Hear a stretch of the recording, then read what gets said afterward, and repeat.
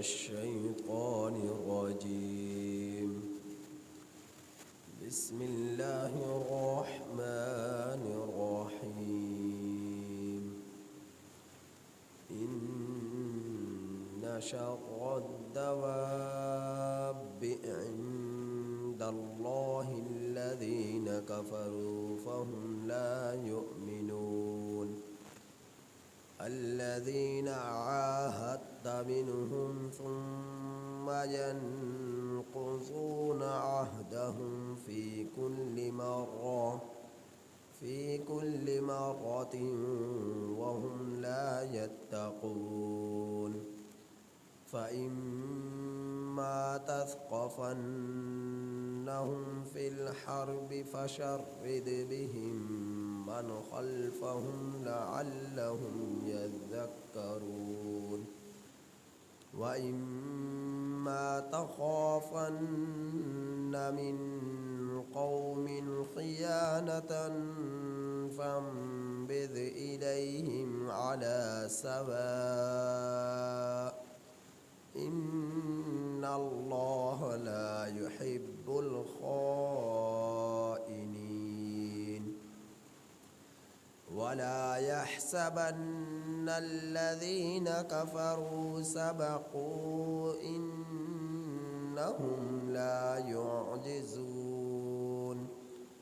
وأعدوا لهم ما استطعتم من قوة ومن رباط الخيل ترهبون به عدو الله وعدوكم وآخرين من دونهم لا تعلمونهم الله يعلمهم. وما تنفقوا من شيء في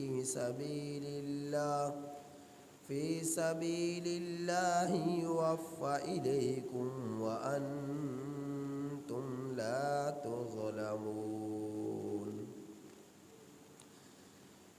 یہ سورۃ الانفال کی آیت نمبر 55 تا 60 آپ حضرات کے سامنے تلاوت ہوئی. یہ سورۃ الانفال کی آیت نمبر 55 تا 60 آپ حضرات کے سامنے تلاوت ہوئی. ان آیات کریمہ کا ترجمہ یہ ہے: ان بے شک شرد بدترین دواب جانور عند اللہ اللہ کے نزدیک، بے شک جانور بدترین اللہ کے نزدیک، الذین وہ لوگ ہیں، کفروا جنہوں نے کفر کیا، فہم لا یؤمنون سو وہ لوگ ایمان نہیں لائے، الذین عاہدت منہم وہ لوگ کہ جو جن سے آپ نے معاہدہ کیا، ثم ینقضون پھر وہ توڑ ڈالتے ہیں، عہدہم اپنے عہد کو، فی کل مرہ ہر مرتبہ میں، وہم لا یتقون اور وہ لوگ عہد توڑنے سے ڈرتے نہیں. وہ لوگ کہ آپ کا جن لوگوں سے عہد ہوا پھر وہ لوگ اپنے عہد کو ہر مرتبہ میں توڑ ڈالتے ہیں اور وہ لوگ عہد کو توڑنے سے ڈرتے نہیں. فَإِمَّا تَثْقَفَنَّهُمْ پھر اگر آپ پائیں ان لوگوں کو، فِي الْحَرْبِ لڑائی میں، فَشَرِّدْ بِهِمْ سو آپ ان لوگوں کو بھگا دیجئے آپ ان لوگوں کو، من خلفہم کہ ان لوگوں کے جو پیچھے ہیں، فَشَرِّدْ بِهِمْ سو آپ بھگا دیجئے ان کی وجہ سے ان لوگوں کو جو ان کے پیچھے ہیں، لعلہم یذکرون شاید کہ یہ لوگ نصیحت حاصل کریں.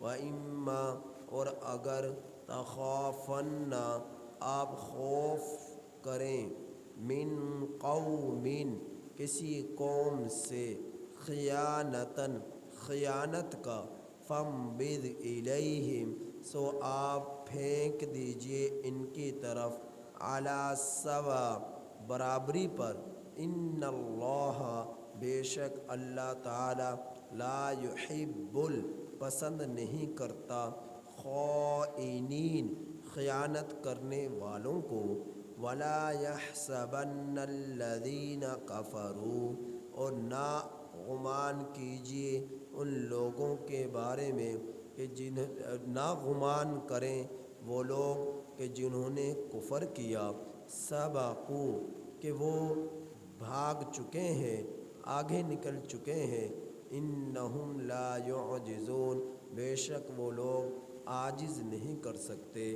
ولا یحسبن الذین کفروا سبقوا اور نہ سمجھیں وہ لوگ جنہوں نے کفر کیا کہ وہ مسابقت اختیار کر چکے ہیں آگے نکل چکے ہیں بے شک وہ لوگ عاجز نہیں کر سکتے وَأَعِدُّوا لَهُمْ اور تیار کر رکھو ان لوگوں کے لیے مَسْتَطَعْتُمْ جتنی تم لوگ طاقت رکھتے ہو من قوت سے وَمِن رِبَاطِ الْخَيْلِ گھوڑوں کو باندھنے سے تُرْهِبُونَ بِهِ ڈراؤ تم اس کے ذریعے عدو اللہ کے دشمنوں کو وعدوکم اور اپنے دشمنوں کو وآخرین اور دوسرے وہ لوگ من دونہم جو ان کے علاوہ ہیں لا تعلمونہم کہ آپ تم لوگ ان لوگوں کو نہیں جانتے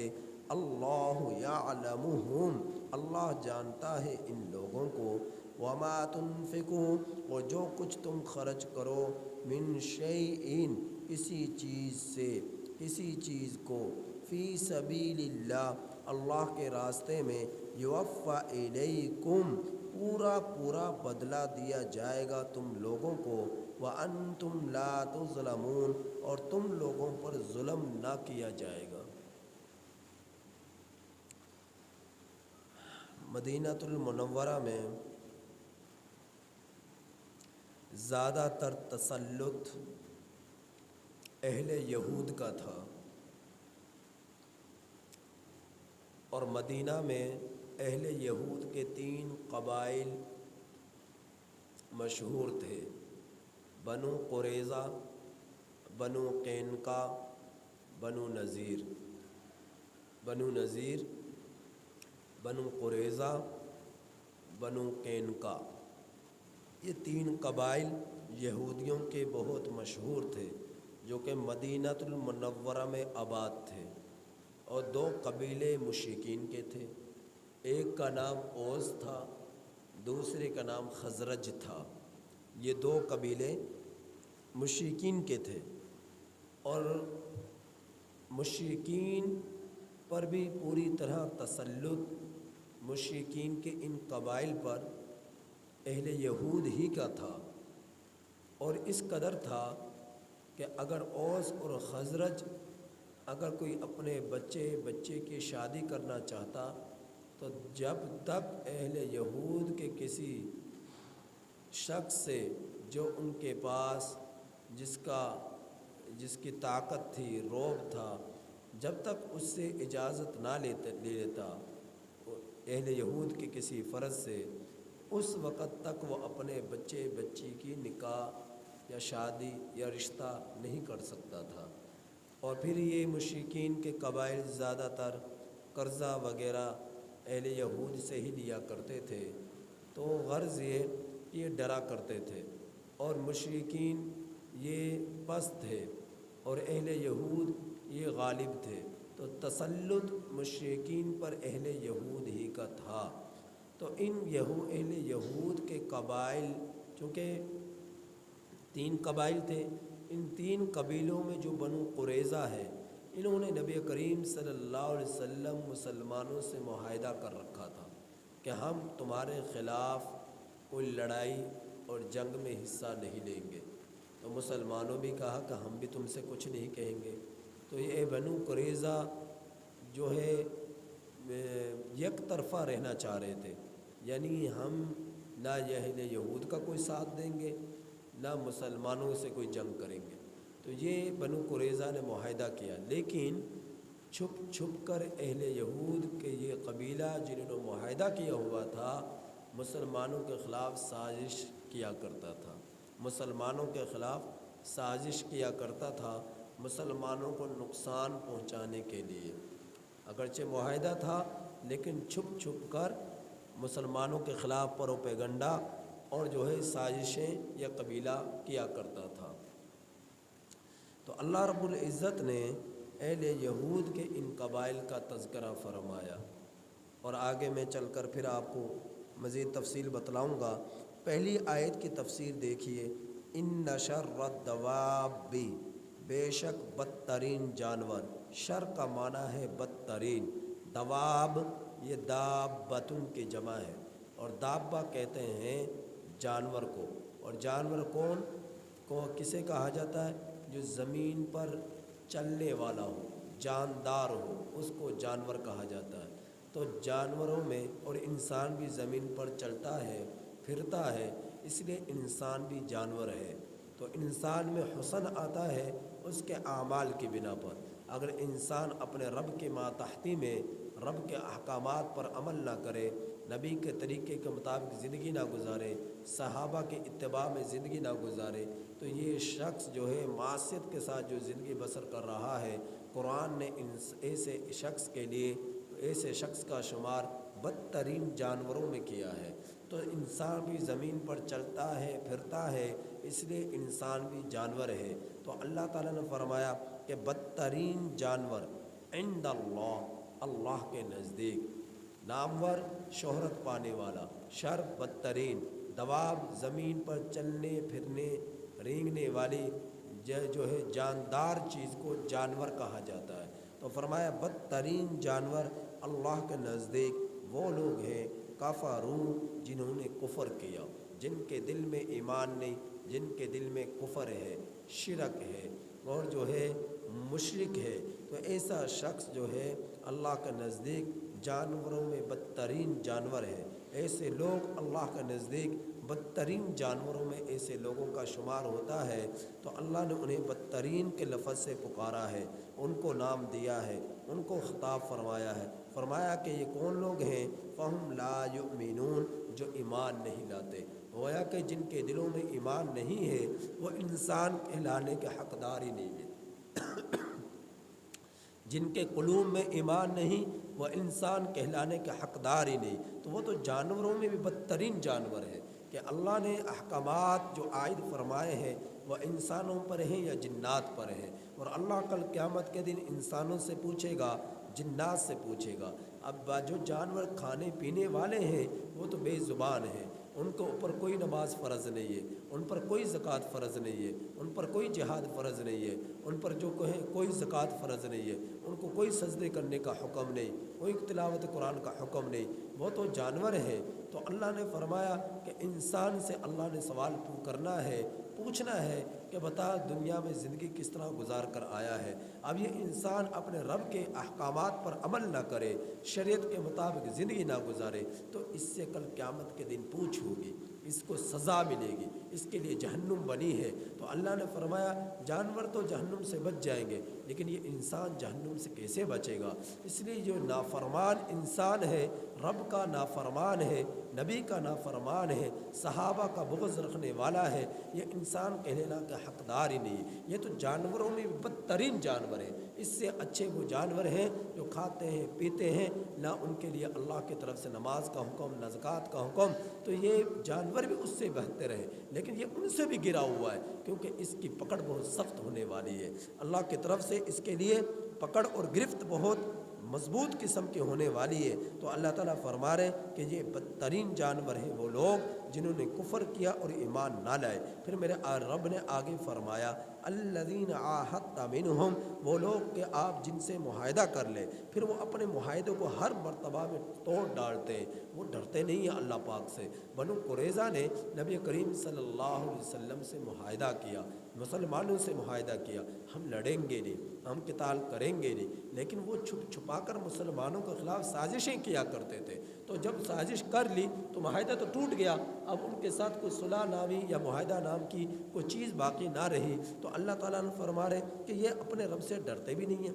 اہل یہود بھی اللہ پر ایمان رکھتے تھے، اللہ کو مانتے تھے، اگرچہ نبی کریم صلی اللہ علیہ وسلم کو آخری نبی نہیں مانتے، لیکن اللہ کو تو مانتے تھے۔ تو اللہ سے یہ ڈرتے کیوں نہیں ہے کہ یہ معاہدوں کو توڑ ڈالتے ہیں؟ جب بھی ان سے معاہدہ کیا جاتا ہے، حضرت امیر معاویہ رضی اللہ تعالیٰ عنہ کے دور میں رومیوں سے معاہدہ تھا کہ اتنے سالوں تک ہم نے لڑنا نہیں ہے، قتال نہیں کرنا۔ ایک وقت آیا کہ وہ زمانہ معاہدے کی مدت ختم ہونے کے قریب آئی، تو امیر معاویہ رضی اللہ تعالیٰ عنہ نے جو ہے رومیوں کے بارڈر پر فوج منتقل کر دی کہ جیسے معاہدہ ختم ہوگا تو ہم فوج فوراً ان پر ہماری فوج حملہ کر دے گی۔ تو پیچھے جب یہ فوج کو لے کر گئے ہیں اور بارڈر کے قریب پہنچے ہیں تو پیچھے سے حضرت عمر ابن عبسہ رضی اللہ تعالیٰ عنہ تیز رفتار گھوڑے پر دوڑتے ہوئے ان کے پیچھے آئے اور فرمایا کہ کیا آپ نے اللہ کے رسول صلی اللہ علیہ وسلم سے سنا نہیں ہے کہ جب تک مدت پوری نہ ہو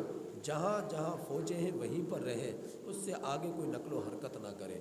یہ معاہدے کا دستور ہے کہ جس وقت تک معاہدہ پورا نہ ہو ذرا بھر بھی کوئی سازش اور کوئی جو ہے لڑائی کا سوچنا بھی نہیں ہے۔ تو حضرت امیر معاویہ رضی اللہ تعالیٰ عنہ نے جب یہ سنا تو فوراً فوجوں کو حکم دیا کہ واپس لوٹ چلو، کہ جب معاہدہ ختم ہوگا اس کے بعد آئیں گے۔ تو اللہ رب العزت فرما رہے ہیں کہ جو لوگ اپنے معاہدے کو، عہد کو بار بار توڑ ڈالتے ہیں وہ کیوں نہیں اللہ پاک سے ڈرتے ہیں؟ معاہدے کو توڑنے سے ڈرتے کیوں نہیں ہیں؟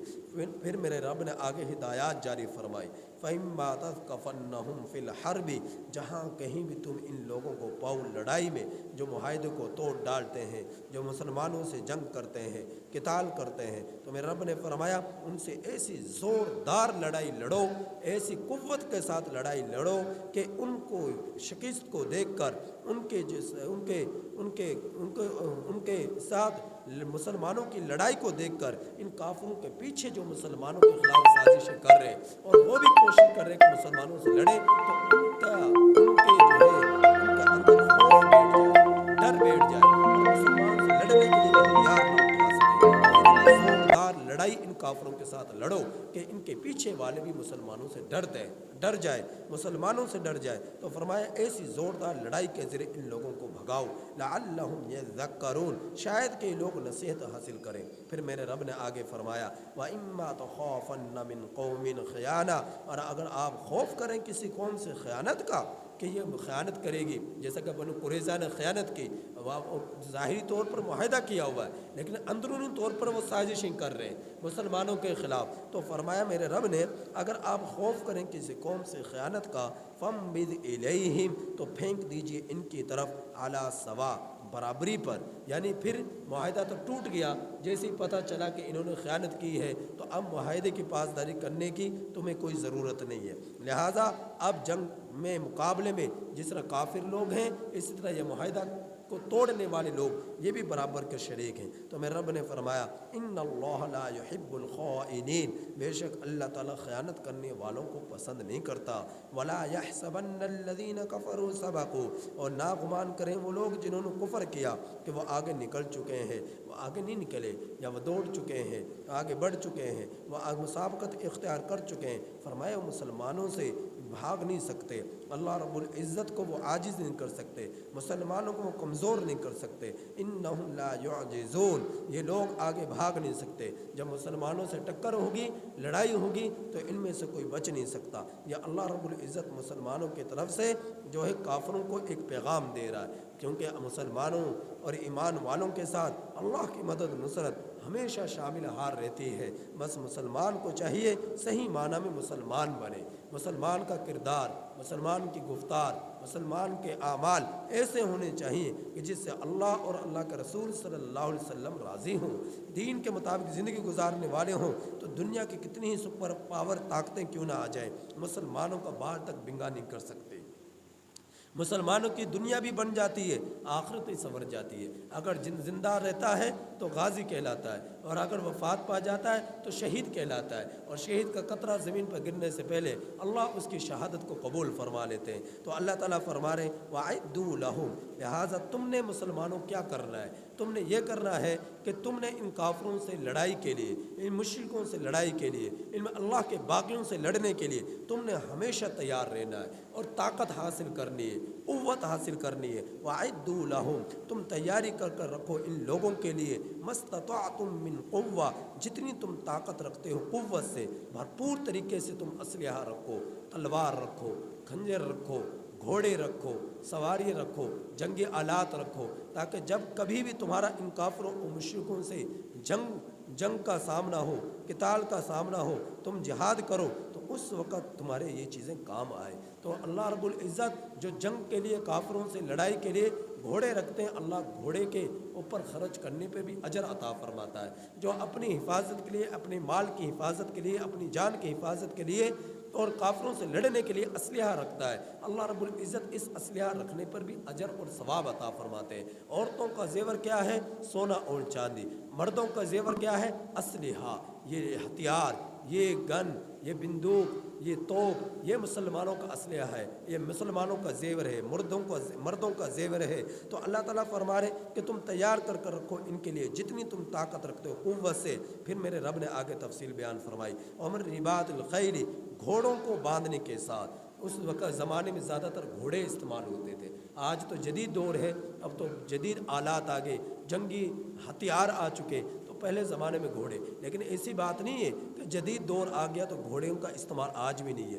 آج بھی آپ دیکھیں گے کہ ہماری جو ہے جو ہماری فوج کے پاس گھوڑے ہوتے ہیں، مجاہدین کے پاس گھوڑے ہوتے ہیں، اور پہاڑوں پر گاڑیاں نہیں چڑھ سکتی، گھوڑوں کے ذریعے پہاڑوں پر چڑھتے ہیں، پہاڑوں کی اونچائی اور بلندیوں پر جاتے ہیں۔ تو گھوڑوں کو آج بھی سکھلایا جاتا ہے، تیار کیا جاتا ہے، اور جو ہے گھوڑوں کی دیکھ بھال کی جاتی ہے، اور ان سے کام لیا جاتا ہے، اور جنگوں میں ان کو شامل کیا جاتا ہے۔ تو گھوڑے جو ہے اللہ تعالیٰ فرما رہے گھوڑوں کو باندھنے کے ساتھ تم قوت حاصل کرو۔ اور جو شخص گھوڑا اس لیے خریدتا ہے کہ کل کے جو میری جو ہے دشمن سے مقابلہ ہو، قتال ہو، تو میں گھوڑے پر سوار ہو کر اللہ کے باغیوں سے لڑائی کروں گا، تو اللہ تعالیٰ گھوڑا پالنے پر، رکھنے پر، اس پر خرچ کرنے پر اجر و ثواب عطا فرماتے ہیں۔ تو یہ جو گن ہے، بندوق ہے، اور جو ہے اسلحہ ہے، یہ جو اس کے لیے لائسنس جو ہے جاری کیا ہوا ہے، یہ مسلمانوں کے لیے نہیں ہونا چاہیے۔ ہاں، مسلمانوں میں کوئی اگر ایسا ہے کہ جو دہشت گرد ہے، جو ہے مسلمانوں کو نقصان پہنچا سکتا ہے، کوئی چور ہے، کوئی ڈاکو ہے،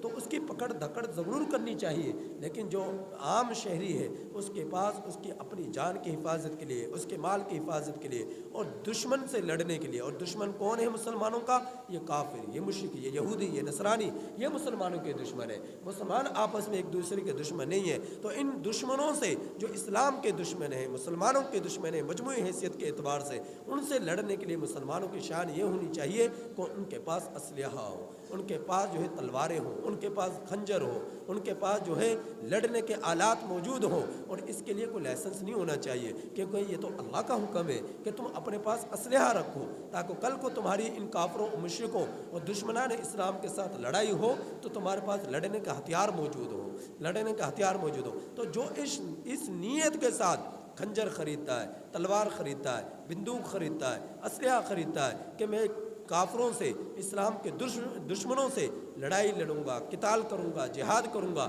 تو اللہ رب العزت اس کا ان چیزوں پر مال خرچ کرنے پر اجر اور ثواب بھی عطا فرماتے ہیں، اجر اور ثواب بھی عطا فرماتے ہیں۔ تو اللہ تعالیٰ فرما رہے ہیں ہاں، جو ڈاکو ہیں، چور ہیں، لٹیرے ہیں، جو قتل و قتال کرتے ہیں، آپس میں مسلمانوں کو مارتے ہیں، تو ایسے لوگوں کا بندوبست ہونا چاہیے، اس کا الگ سے انتظام ہونا چاہیے۔ لیکن سارے مسلمان ڈاکو نہیں ہیں، چور نہیں ہیں، سارے مسلمان، یہ چند ایک ایسے جو ہے لوگ ہیں کہ جو مسلمانوں کو تکلیف پہنچاتے ہیں، اپنے بھائیوں کو ہی نقصان پہنچاتے ہیں۔ تو اللہ تعالیٰ فرما رہے ہیں کہ جو مسلمان، ان کی شان تو یہ ہونی چاہیے کہ ان کے وہ ہر وقت جنگ کے لیے، لڑائی کے لیے، دشمنان اسلام سے لڑنے کے لیے تیار ہوں، تربیت یافتہ ہوں، گھوڑ سواری انہیں آتی ہو، تلوار چلانا انہیں آتی ہو، خنجر چلانا انہیں آتا ہو، پوری طرح ٹریننگ یافتہ وہ ہوں کہ جب کل کو کسی بھی وقت دشمنان اسلام سے جہاد ہو، قتال ہو، تو یہ پوری طرح ان سے لڑ سکیں تیاری کے ساتھ۔ تو اللہ تعالیٰ فرما رہے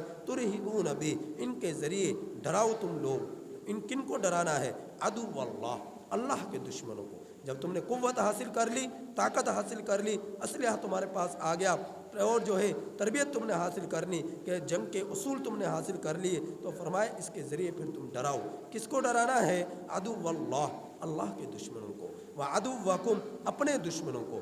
اللہ کے دشمن اپنا دشمن، جو اللہ کا نہ بنا وہ بھی تمہارا دشمن، جو اسلام کا نہ بنا وہ بھی تمہارا دشمن۔ تو پھر فرمایا وآخرین من دونہم، اور دوسرے وہ لوگ جو ان کے علاوہ ہیں، جو تمہارے سامنا نہیں کر رہے لیکن چھپ چھپا کر تمہارے خلاف سازشیں کر رہے، جیسا کہ بنو قریظہ تھے کہ معاہدہ کیا ہوا ہے لیکن اندرونی طور پر معاہدے کو وہ توڑ چکے تھے، وہ مسلمانوں کے خلاف سازشیں کر رہے تھے۔ تو اللہ تعالیٰ فرمانا ایسے لوگوں کا بھی انتظام کرو، ایسے لوگوں کو بھی ڈراؤ۔ لا تعلمونہم، کچھ ایسے لوگ بھی ہیں پھر ان لوگوں میں جن کو تم بھی نہیں جانتے لیکن وہ تمہارے خلاف سازشیں کرتے ہیں، اسلام کو مٹانے کی کوششیں کرتے ہیں، تو اللہ ایسے لوگوں کو جانتا ہے۔ اللہ یعلمہم وما تنفقوا من شیء، اور جو کچھ بھی تم خرچ کرو گے فی سبیل اللہ، اللہ کے راستے میں، یوفی الیکم، پورا پورا تم لوگوں کو بدلہ دیا جائے گا۔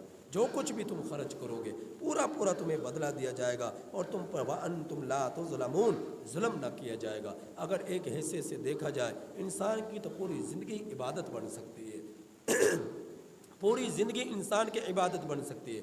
اسلحہ خریدے جب دشمنان اسلام سے لڑنے کے لیے تو یہ بھی عبادت، اس کی تربیت حاصل کرے تو یہ بھی عبادت، تلاوت کرے عبادت، نماز پڑھے عبادت، روزہ رکھے عبادت، تجارت کرے عبادت، زکوٰۃ ادا کرے عبادت، حج بیت اللہ ادا کرے عبادت، مسلمان سے خندہ پیشانی کے ساتھ ملے عبادت، اور خواتین کے گھروں میں جھاڑو لگانا کہ گھر میں اللہ کا حکم ہے کہ بھئی صفائی نصف ایمان ہے، صفائی نصف ایمان ہے، اس نیت سے گھروں کو صاف ستھرا رکھنا، تو عورتوں کا جھاڑو لگانا یہ بھی عبادت، برتنوں کو دھونا یہ بھی عبادت، روٹی پکانا کہ اللہ کا جو ہے خاوند کی خدمت کرنا، اس سے اللہ راضی ہوتا ہے، تو روٹی خاوند کے لیے بنانا یہ بھی عبادت، بچوں کی پرورش کرنا کہ اللہ کا حکم ہے تو یہ بھی عبادت۔ اب باقی رہ کیا گیا؟